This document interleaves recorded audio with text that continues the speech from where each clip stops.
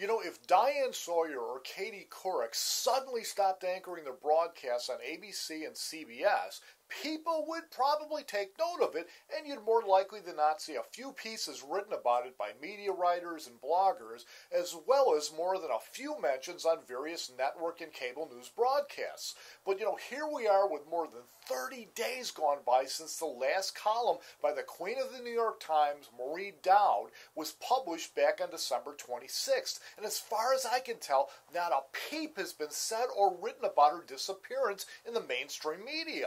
Now, typically, when one of the Times columnists takes some time off from the paper, they'll make note of it somewhere. You know, often it'll be mentioned at the bottom of another columnist's piece.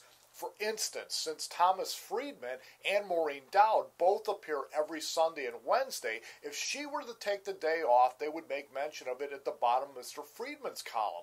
Or if one of them were to take an extended leave of absence, the Times would mention it at the bottom of the columnist's last published column, along with a reason.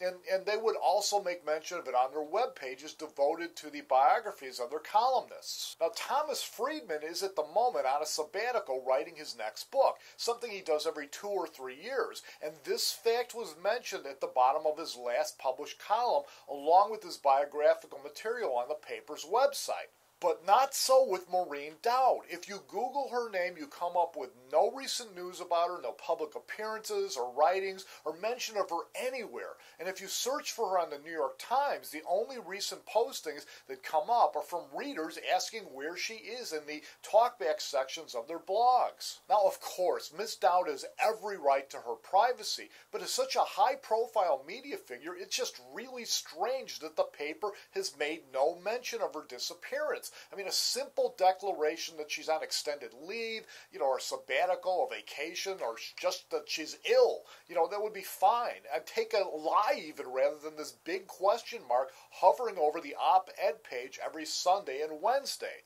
But wherever she is, I wish her well, and I hope to see her back in print soon. But I'd just like to see some end to this mystery.